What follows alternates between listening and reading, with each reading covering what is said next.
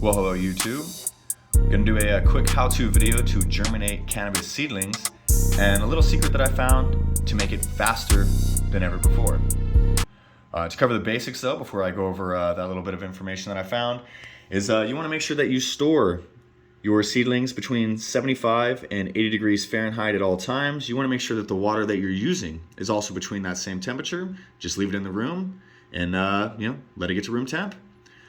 I choose to use spring water because there is trace amounts of mineral inside of the spring water, so whenever it gets to the point that the tap roots are popping out, those minerals can help feed it without overdoing it. You can use reverse osmosis water as well. Keep in mind it is inert and there is no minerals in it. I would not recommend using tap water. It is too harsh with heavy metals in it. Also the chlorine and I believe chloramide is not good. So stay away from that. Use spring water or use RO water. Make sure you are also pHing the water between 5.6 and 5.8. Don't have to get fancy with your pH meter. I got these online on Amazon. I think it was $20 for both.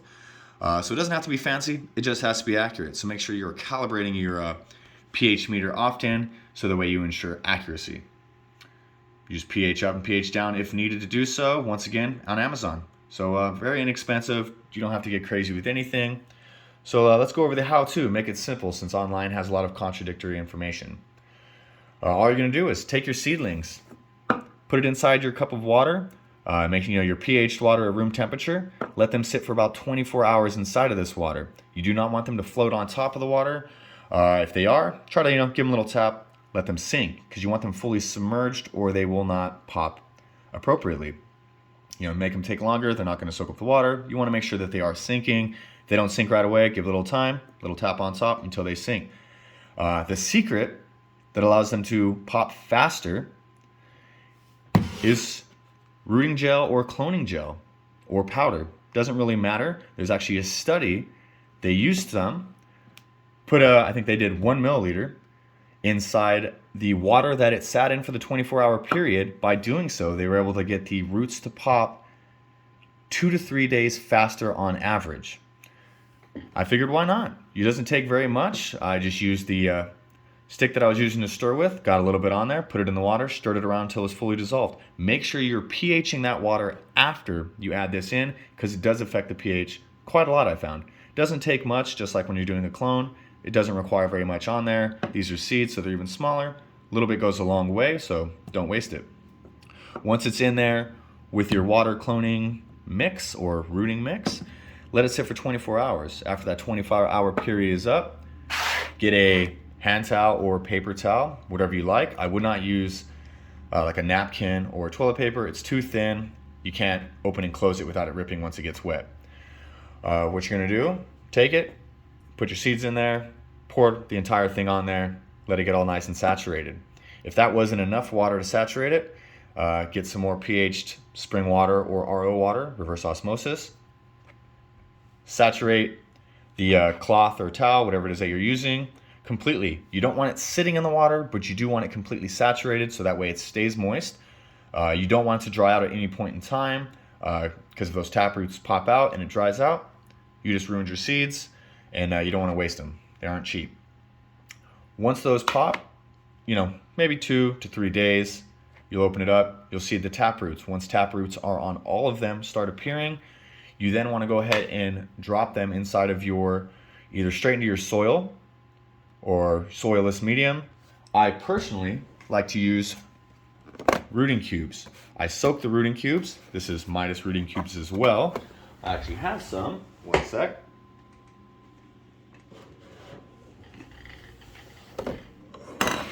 Right here. This is my Bruce Banner. I pre-soaked these in my spring water that is pH'd. I did 5.6 on this just because these were, I think, inert at 6.5, I believe it was. So I went ahead and let them soak 20 minutes or so, fully wet. Take my seeds out after I clean my hands. You can use tweezers if you like, keep everything sterile. Take your seeds out, put them inside your rooting cubes or your soil. Give them a quick shake if there's a little extra water. put them inside of there. Any extra water opposed to that will drip straight down through the bottom if you're using a cloning tray. As you can tell, these have been in here about 24 hours. One's trying to pop out already. Once they're in there, any water that goes inside, if there's not, you might want to pour a little bit down there.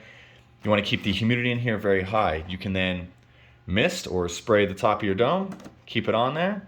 Keep this stored inside a room, also at 75 to 80 degrees the entire time. Keeping the humidity high, keep these closed until you start seeing all of them pop. Once they pop, you get those first little round leaves that come out, and then you'll get your first set of rigid leaves after that. I personally wait until I get the rigid leaves popping for all of them.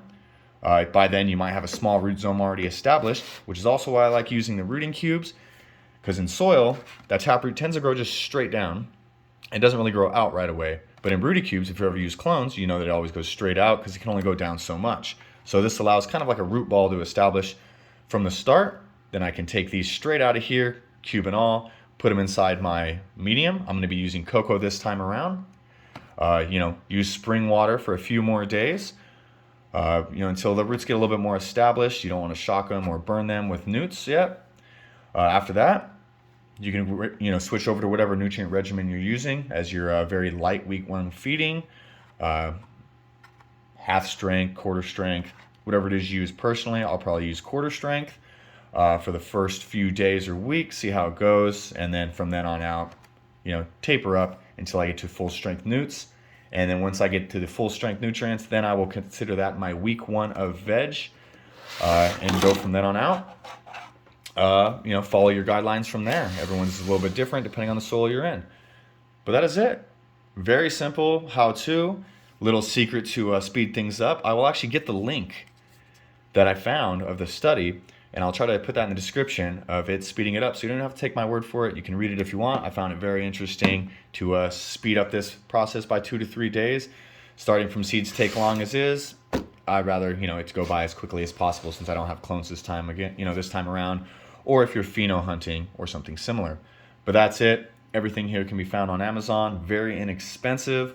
With your pH meters, I know some of these can get very pricey. Once again, got this on Amazon. Only $20 for both the pH and the TDS meter. The TDS is for the ppms and EC.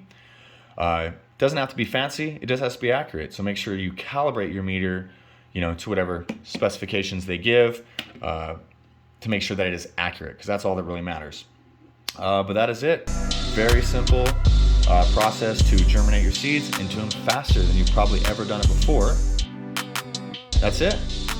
Cut through all the online bullshit, since everything seems very inconsistent. If you have any questions, feel free to leave them down below.